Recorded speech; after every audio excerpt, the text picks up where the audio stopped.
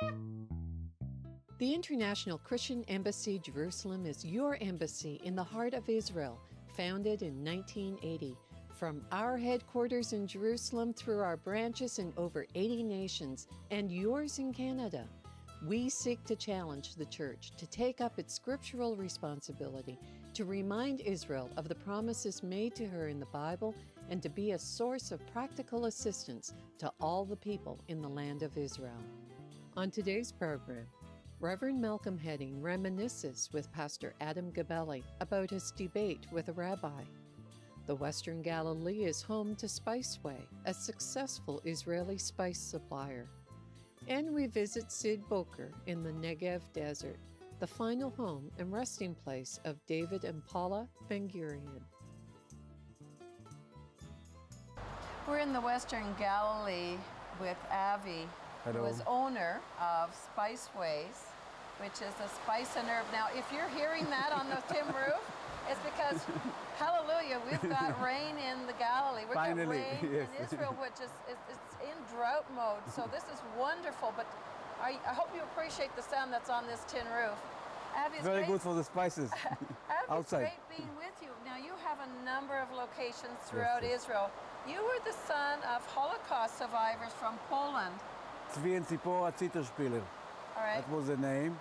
They came to Israel after the Holocaust and started farming here. They had 3 sons. I am the sandwich. The sandwich, you're in the middle? The middle. And also Ilan is the bigger and Ronnie the younger. And we started farming here in 1956.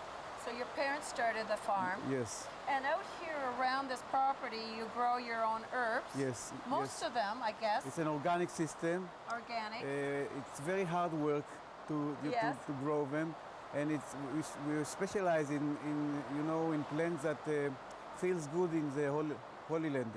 It's a holy land because it's very nice condition and weather here in Israel to grow spices. It's not too much. It's not too much cold, not too much hot, and from these 400 raw materials, 50 of them we grow in Israel. We make more than 2,000 products. Especially, it's blending. Combine things together, and combine it also for the benefit of health. Some blends for like tea. This tea is amazing. And it's vanilla with hibiscus. It is so delicious. And when you get to the bottom, you can actually eat it. The little remnants. This is so drinking it. Amazing. This is going to change my lifestyle in a minute. How many stores do you have in Israel? It's 6 stores in Israel. You're also in California. Really? Yes. Yes. In wonderful. San Diego area. When are you coming to Canada? In June. Yeah, you are. But when is your product?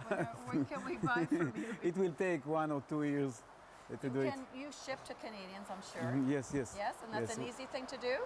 It's a very... You have your catalog online. Can we order online? Yes, of course. And so how would we find you online? It's called the Spiceway, the website. One word. The Spiceway. And it's a concept, it's an educational concept. You can learn a lot while, try to understand better. You can learn a lot.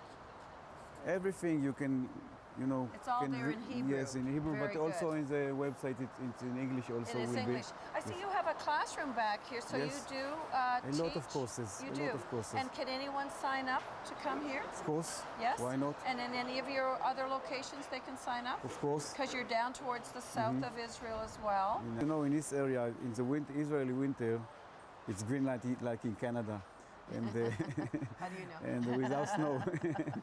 But we go outside to the fields to try to understand better how to consume all this nature, this treasure. Right. So it's a very nice, especially for family and children, to cook outside the wild plants. Right, right. You can do it here also. Right. I love hyssop. And I bring back herbs from Israel, and I cook with them all the time. And some of them are specialty for meat, some are for fishes, fish dishes. And I'm so excited to be here with you today, Avi. And I know our viewers will love to learn more about what you do here. And when you come here, now we're in Bethlehem. Would you like to explain how that's different from Bethlehem? Yes, this is a Galilee. So there are two Bethlehem in Israel. I didn't know that until I've been here 40 times. It's an historical place also. We have an old Bet Knesset in Bethlehem. Yes. Just almost destroyed, but we still can find some, from this Bet Knesset. And the history of this place that after the Sanhedrin went from Jerusalem to the Galilee, Sanhedrin, yes. We were this, Tzipori was the biggest city, 25,000 people here in this area, and we were the suppliers of the food of Tzipori and all this area. It's like a new center after the destroying of Jerusalem. And after 2,000 years, we come back. Oh, okay. It's also the, the best place in Israel to grow the wheat. Yes. Bethlehem. Oh, Bethlehem. The house of the lechem. So the house of the wheat. We're in West Galilee. How far are we from Nazareth? It's 20 minutes. Driving? Driving, yes. By donkey? By donkey, 3 days. Okay, so it's your belief that Mary and Joseph and baby Jesus were good 3 days on a donkey? No way, she cannot do it. Very pregnant, she couldn't do it all the way down to... Yes. It's very close. Well, that's a very good theory. But if you dig and see what was the history here, Jesus was here. Okay, Jesus was here. Yes. Well, this is his turf.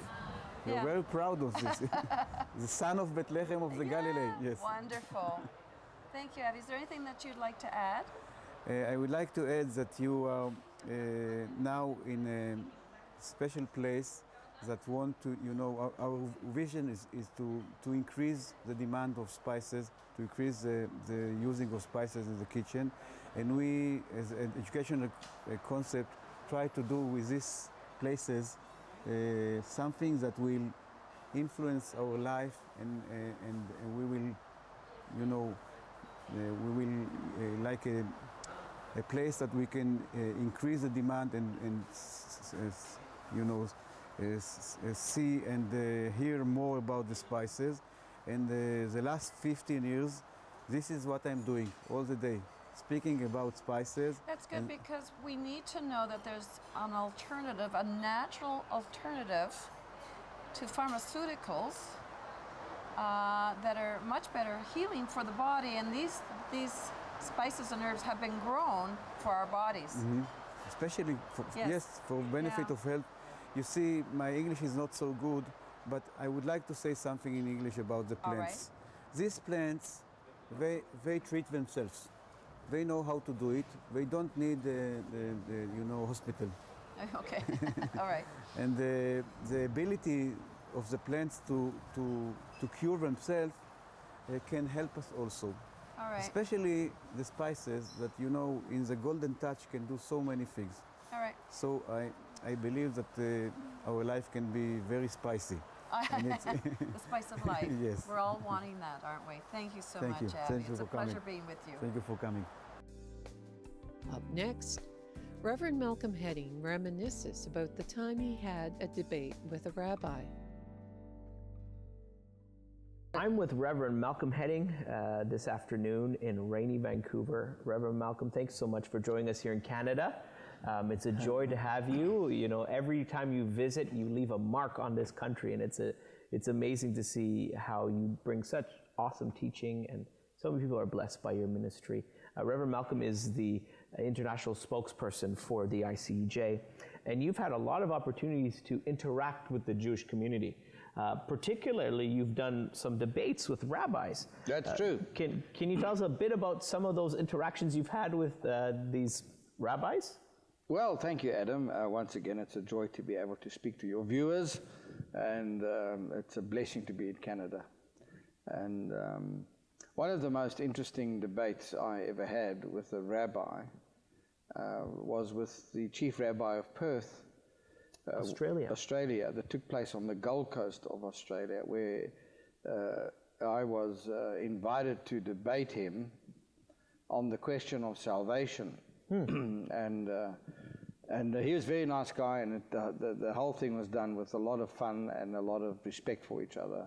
Awesome. It wasn't like tense two situation. Opposing sides trying to score points, and we decided that we wouldn't try and debate by talking to each other, because very often those type of debates mean you end up trying to talk over each other, and it becomes just a mess. Antagonizing. Yeah, and so we decided to toss a coin, and one of us would speak first for 45 minutes, and then we'd have tea and refreshments, and then everybody would come back, and the next person would speak for 45 minutes.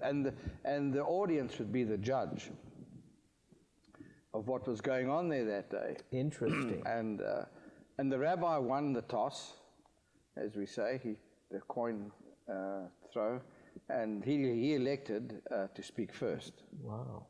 And the rabbi talked about Torah, and the way of salvation is based by Torah observance, and chiefly he referred to the Ten Commandments, the majestic or the moral law, and he had many scriptures in that regard, and he also made a contrast of that with the Christian idea of things, and he said the Christians have rejected Torah and whatever, and there's no doubt that God gave Torah to them, and you're never going to change them, and that's the big divide between us in terms of what we believe and what they believe. So he finished his discourse essentially saying that it's by Torah observance that we are saved. Then we had tea and everything else, and it was my turn, and so I got up and I said to him, I just want to say that the way of salvation is by the law. Wow, that probably shocked him. And it shocked everybody. There were Christians and Jews in the audience, and the Jews were totally surprised. The Christians nearly fell off their chairs. And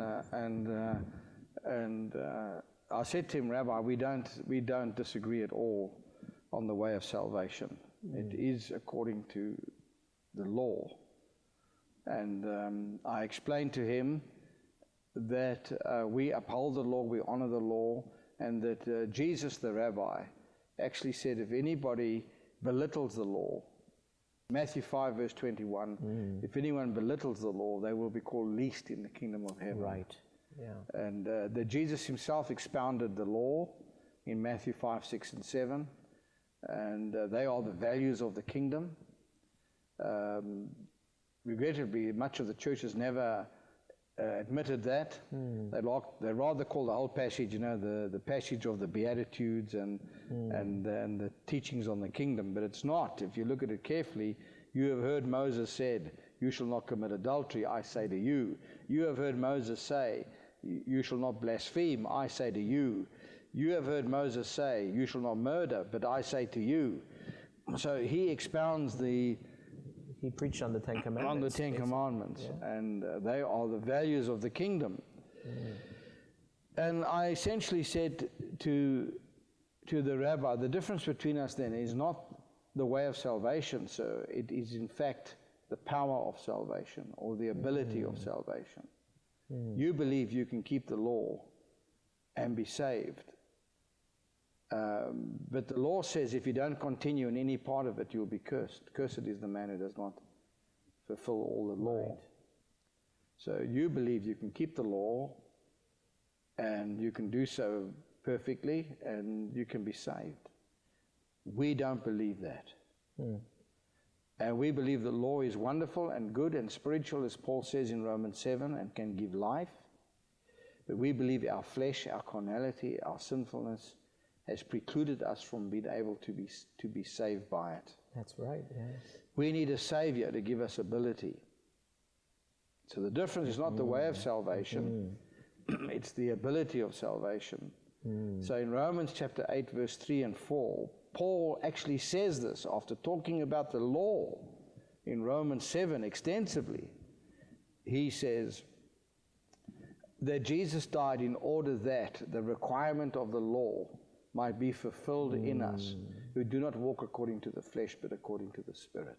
Yeah, amen. So now, the new covenant is in the book of Jeremiah, the Hebrew scriptures, written in this way, that behold, the days are coming when I'll make a new covenant with the house of Israel and the house of Judah. This is the covenant I will make with them. So what is the new covenant? I'll put my law into their hearts. To their hearts. And no longer will they say, know the Lord, for they will all know me, from the least of them to the greatest of them. Amen. Because we'll have knowledge of God. We'll know His person. We'll know Him in an intimate way, because He's put His law in our hearts. And Jesus said, I've not come to destroy the law, actually. I've come to fulfill it. Meaning, when I get into your life, by the power of my Spirit, I'll give you the ability to walk in the law. Wow, that's amazing. And so Christians have the law put in them by the power of Jesus' life. And by the power of His death, our transgressions of the law, past, present, and future, are removed from our lives. Oh, amen. So when we still fail, we confess our sins, and God is faithful and just to cleanse us from all unrighteousness. Oh, amen. But we are freed from the condemnation or the curse of the law. The law is not a curse. We come under the curse of the law because we couldn't keep it. We are freed from that. Christ redeemed us from the curse. Praise He God. now lives in us, and day by day we walk more and more in Praise the fulfillment of the law. Amen. Isn't that a wonderful thing? It is wonderful. And that's why Jesus warned on the days coming when people will say, Lord, Lord, we cast out devils in your name. Matthew chapter 7. We prophesy, we did all these things. And He will say, you know what, I don't know you. Why? He says, you must depart from me, because you are without the law. Workers of lawlessness. Yeah, without the law. And John says in chapter 1, verse 17, the law was given through Moses, but grace and truth was given through Jesus Christ. What does that mean? It means the law was given through Moses, but the ability to keep it is given to us by the grace we have in Jesus Christ. Powerful. So I said to the Rabbi, we are Torah-keeping Christians. Amen, amen. Anyway. Out of curiosity, before we close, what was the reaction? What was his reaction? He was stunned. He was overcome. He said, his response was, I wish I would hear that from more Christians other than you. Wow. And he invited me to come to his synagogue. Excellent. To preach and tell his people how we see the law, which was an amazing thing. Wow, wonderful. Well, thank you, Reverend Malcolm. Thank you for sharing that experience with us and teaching through it. Appreciate it. God bless. You're welcome. Up next, we visit Sid Boker in the Negev Desert, the final home and resting place of David and Paula Ben-Gurion. And Ben-Gurion lived with a family? He lived with his wife. That's Ben-Gurion's wife? Oh, look at the little radio. Radio. Most things are as they were. Emergency light. Emergency battery light. The furnishings are original? Original. It's the way they left them. This is Ben-Gurion's bedroom. They had separate bedrooms. He always had books next to him and read in many different languages. And he has an amazing library. Look both at the slippers. Here, the slippers, He's the got chair. the family safe here. Mahatma Gandhi, a favorite Yes, of his? Mahatma Gandhi was one of his very special people that he believed in, that he gained tremendous influence from. Look how wide this is. Did he never needed a wheelchair. This is very wide. No, he never needed a wheelchair. At the very end, he was...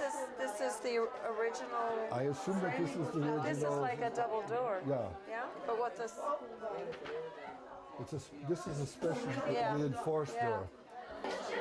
This is Paula's room, his wife's room. She took very good care of him. She worried about him. She made sure that in the afternoons he would rest, even though when he had visitors from outside the country, she wouldn't allow his rest to be disturbed. until after he was up and functioning, and people would wait outside for him to be available for them. How old was he when he passed on? He died in '73. And his wife? His wife died a year or two earlier than him. Before. And the kitchen? This is their kitchen as it was. Wow. They had a platoon of soldiers guarding them all the time. One of the shacks that you see outside was barracks for the soldiers.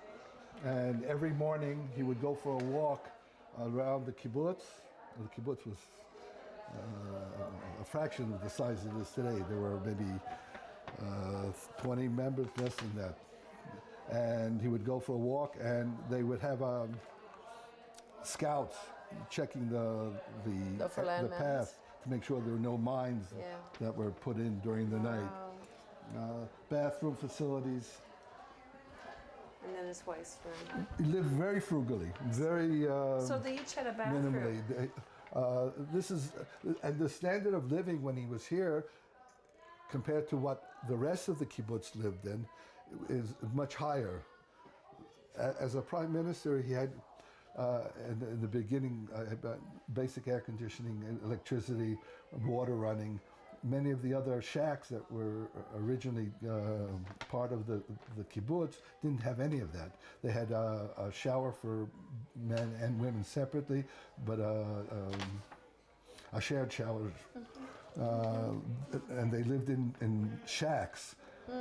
It was only until after his death that the kibbutz started to grow, develop, and absorb new members.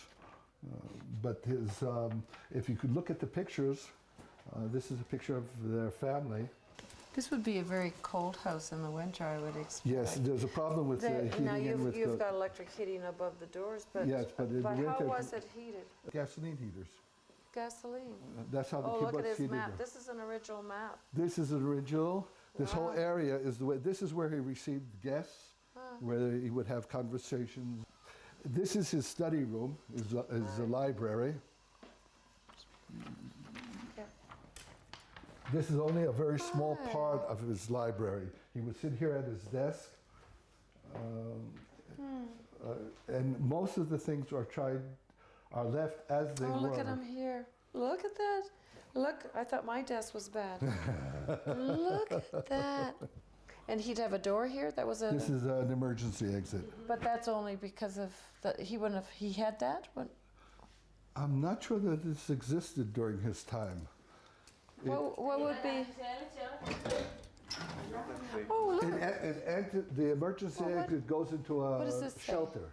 You have the shelter? Yes, we have the shelter downstairs. Can we see that? Yes. Come. Okay, we'll keep going because I know that you... This is the shelter. Let's see if it... Guess it's not the regular part of the tour, huh? No, no one goes down in here. I don't know if there's lighting here. And they were last seen. This is an actual bomb shelter. I think you're one of the few people that have ever come down here. Oh, excited. Would the state of Israel have built this for him? Yeah, here. The state would have built this for him? Actually, the truth is, I've never been down here, man. I know that in order to convince him to permit this structure, this shelter, they said that all his books that he cherishes a lot will be here. Will be down here in order for him to come down and allow it, yes. I want to know if he read all his books. Yes. Yes? Yes. They say that he actually learned Spanish to read the Don Quixote. Oh, yeah. Oh, yes, really? Originally, yeah. He was What a mind. He was a Renaissance man. Whoa. Here's a picture of him with the Gaul, Dwight Eisenhower. Yes, a visit to Burma? Burma? We can visit his house. Visit to Burma. When I looked out my window today and saw a tree standing before me, the sight awoke in me a greater sense of beauty and personal satisfaction than all the forests that I have crossed in Switzerland and Scandinavia. For we planted each tree in this place and watered them with the water we provided at the cost of numerous efforts. Why does a mother love her children so? Because they are her creation. Why does the Jew feel an affinity with Israel? because everything here must still be accomplished. It depends only on him to participate in this privileged act of creation. The trees at Sde Boker speak to me differently than do the trees planted elsewhere, not only because I participated in their planting and in their maintenance, but also because they are a gift of man to nature and a gift of the Jews to the compost of their culture.